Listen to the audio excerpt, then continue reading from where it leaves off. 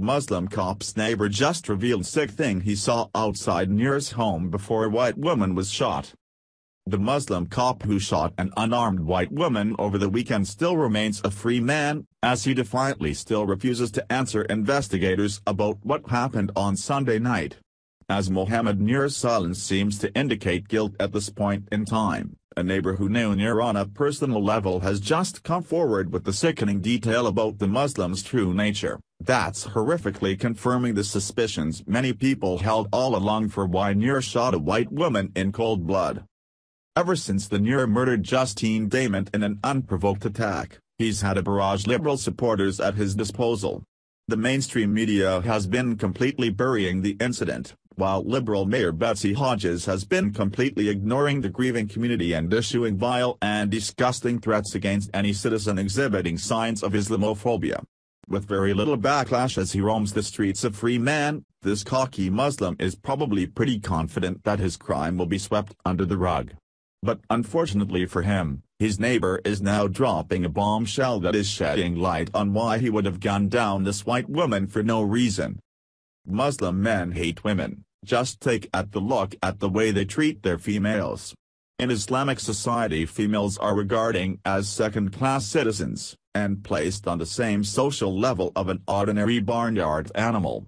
So being the devout Muslim that he was, it's no surprise that Noor has had numerous complaints on him filed by females in the community. Back in May he aroused a woman so badly that it was ruled an assault and battery, resulting in the unnamed woman having permanent injuries to her wrist and upper arm that she later sued Noor for. His hatred and dislike for women was very noticeable by his neighbors, who have just broken their silence with the Daily Telegraph, who reported. Killer cop Mohammed Noor is known in the townhouse complex where his large family lives as quick-tempered, jumpy and extremely nervous. New insight into the character of the Minneapolis policeman emerged on Thursday as investigators released transcripts of the 2 emergency calls Australian life coach Justine Damon made just before Noor shot her dead last Saturday night.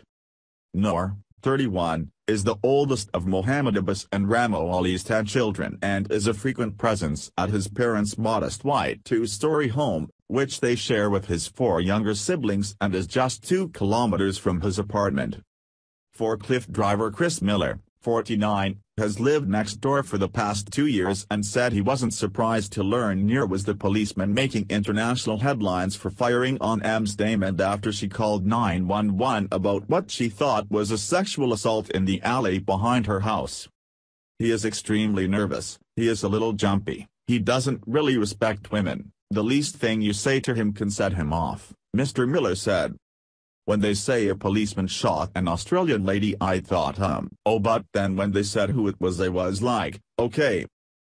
He said Noor, who has refused to explain to investigators what led him to shoot dead bride-to-be Damon, was a strict and ill-tempered presence in the townhouse block, where children play together in a playground in a small park between the units. He got into it with the kids, they were outside playing and something got stuck in a tree and he came out and he just started yelling at the kids because they were out here playing, Mr. Miller said. He has little respect for women, he has little respect for blacks and kids, said Mr. Miller, who is African American. He has an air like you just couldn't really be around him. There are still so many unanswered questions that need to be addressed. Could Noor's hatred for white American women have come into play with this deadly shooting? What went on during the first 2 minutes when Noor first encountered Justine Damon at his patrol car window that still remains conveniently missing from the timeline that Noor's partner provided? Why is the media working so hard to bury this story?